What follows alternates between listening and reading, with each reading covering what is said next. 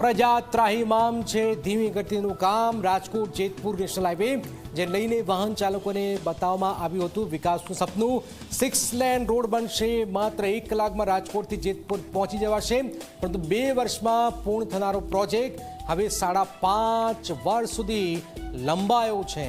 અને હાલની સ્થિતિ એવી છે કે લોકો વિકાસ નહીં પરંતુ ધૂળ, ટ્રાફિક, હાલાકીનો સામનો કરી રહ્યા છે। શું થઈ રહ્યું છે આવો જોઈએ, જાણીએ, સમજીએ।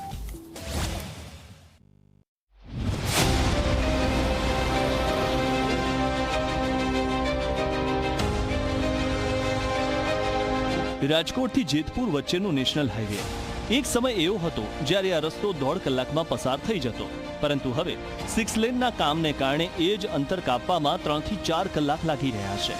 ઠેર ઠેર ખોદકામ, ડાયવર્ઝન, તૂટેલા રસ્તા અને સતત ટ્રાફિક જામ।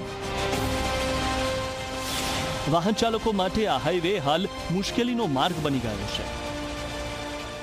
6 લેન હાઈવેની કામગીરી છે તે ક્યાંક 1200 કરોડના ખર્ચે છે તે ક્યાંક શરૂ છે તે કરવામાં આવ્યું અને આ કામગીરી છે તે ક્યાંક જાન્યુઆરી 2027 સુધીમાં પૂર્ણ થાય તે પ્રકારની વાત છે તે હતી, પરંતુ છે તે ક્યાંક રાજકોટના કોરાટ ચોક પાસે ફ્લાય ઓવરબ્રિજ છે તે ક્યાંક મંજૂર છે તે ક્યાંક થયું છે અને જેના કારણે હવે આ કામગીરી છે તે ક્યાંક જૂન 2027માં છે તે ક્યાંક પૂર્ણ થાય તે પ્રકારની વાત છે તે ક્યાંક અત્યારે સામે છે તે ક્યાંક આવી રહી છે અને 1200 કરોડના બદલે હવે છે તે ક્યાંક આ પ્રોજેક્ટ છે તે ક્યાંક 1500 કરોડને આસપાસ છે તે ક્યાંક પહોંચ્યો છે। મહત્વની વાત એ છે કે જે રીતે છેલ્લા લાંબા સમયથી આ રાજકોટ અને જેતપુર વચ્ચે છે તે ક્યાંક 6 લેનની કામગીરી છે તે ક્યાંક ચાલી રહી છે, જેના કારણે રાજકોટથી જેતપુર તેમજ સોમનાથ, જૂનાગઢ તરફ જતા જે વાહન ચાલકો છે તેઓને ભારે હાલાકીનો સામનો છે તે ક્યાંક કરવો પડ્યો।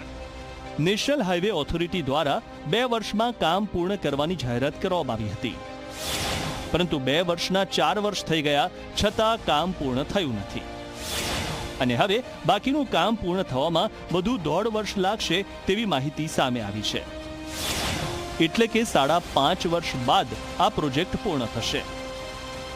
જેતપુરથી રાજકોટ વચ્ચે કુલ 72 કિલોમીટરના માર્ગમાં 28 જેટલા નાના મોટા બ્રિજ બનાવવાના હતા, જેમાંથી માત્ર 14 બ્રિજ પર જ હાલ વાહન વ્યવહાર શરૂ થયો છે। બાકીના બ્રિજ જાન્યુઆરી 2027 સુધીમાં પૂર્ણ થશે તેવી શક્યતા વ્યક્ત કરવામાં આવી છે, જ્યારે કોરાટ ચોક પાસેનો એલિવેટેડ ઓવરપાસ જૂન 2027 સુધી પૂર્ણ થશે તેવી માહિતી સામે આવી છે। ને ધીમી ગતિએ એકદમ કામ ચાલુ છે, તો આ કામ જલ્દી થવું જોઈએ। આ બધી તંત્રની બેદરકારીઓના કારણે માણસો હેરાન થાય છે, પ્લસ પ્રવાસીઓને તકલીફ પડે છે, એક્સિડન્ટ થવાની સંભાવનાઓ વધે છે અને રોડ રસ્તામાં મતલબ આ બધું જલ્દી થવું જોઈએ એટલી જ અમારી નમ્ર વિનંતી છે। મુશ્કેલી ઘણી બધી પડે છે, સાઈડ કાપવામાં પણ તકલીફ, એક્સિડન્ટની બીક લાગે છે, અવર જવરમાં બહુ ટ્રાફિક છે અને કલાકની જગ્યાએ 3-3 કલાક વહી જાય છે। અમે મોરબીથી નીકળી ઓછામાં ઓછી અત્યારે 4 કલાક થઈ ગઈ છે ટોટલ, બહુ ટાઈમ લાગે છે। એવી નમ્ર વિનંતી કે આ બધું કામ જલ્દીથી પૂર્ણ કરો। કોરાટ ચોક પાસે ચાલી રહેલા ઓવરપાસના કામને કારણે 10 મેથી 31 મે સુધી ટ્રાફિક ડાયવર્ઝન પણ જાહેર કરવામાં આવ્યું છે। ગોંડલથી રાજકોટ આવતા વાહનોને ખોડિયાર હોટલથી વાવડી જીઆઈડીસી, પુનિતનગર અને કાંગસિયાળી રોડ થઈને વૈકલ્પિક માર્ગ અપાયો છે, પરંતુ આ ડાયવર્ઝનથી પણ વાહન ચાલકોની મુશ્કેલીઓ વધી રહી છે।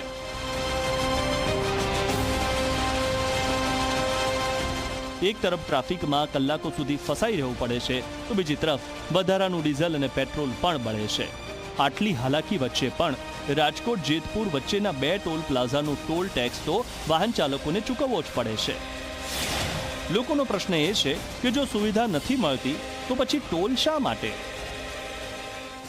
રાજકોટથી જેતપુર સુધીમાં 2 ટોલ નાકા હોવા છતાં રસ્તો એટલો ખરાબ છે અને કામ ચાલુ છે પણ પૂરું ધીમી ગતિએ ચાલુ છે। આના લીધે પ્રવાસીઓને, મુસાફરોને બહુ જ મુશ્કેલી ઊભી થાય છે। તંત્રને એટલી જાણ કરવા વિનંતી કે વહેલી તકે સારી રીતે કામ પરિપૂર્ણ કરે। બહુ જ રસ્તાની હાલત બહુ જ ખરાબ છે। ડાયવર્ઝન આપેલા છે પણ ડાયવર્ઝન એટલી છે કે એક સાથે 2 ગાડીઓ જાવી પોસિબલ છે, ઓવરટેક થાય એમ જ નથી। ટ્રાફિક સમસ્યા બહુ જ મુશ્કેલ છે, બહુ જ જાજી છે। ધીમી ગતિએ ચાલતી કામગીરીને કારણે અકસ્માતનો ભય પણ સતત વધી રહ્યો છે। રસ્તા પર ઉડતી ધૂળ, અચાનક આવતા ડાયવર્ઝન અને ભારે વાહનોની અવરજવર વચ્ચે મુસાફરો હાલ પરેશાન થઈ ગયા છે। વાહન ચાલકો હવે માત્ર એક જ માંગ કરી રહ્યા છે કે વર્ષોથી ચાલતી આ કામગીરી વહેલી તકે પૂર્ણ કરવામાં આવે। રાજકોટ જેતપુર 6 લેન પ્રોજેક્ટ, જે વિકાસ અને ઝડપનું પ્રતીક બનવાનો હતો, તે આજે લોકો માટે મુશ્કેલીનું કારણ બન્યો છે. હવે જોવું એ રહ્યું કે નેશનલ હાઈવે ઓથોરિટી જાહેર કરેલી નવી સમય મર્યાદામાં કામ પૂર્ણ કરે છે કે પછી ફરી એકવાર તારીખ પર તારીખ જ જોવા મળે છે. નરેશ ભાલિયા, ઝી મીડિયા, રાજકોટ.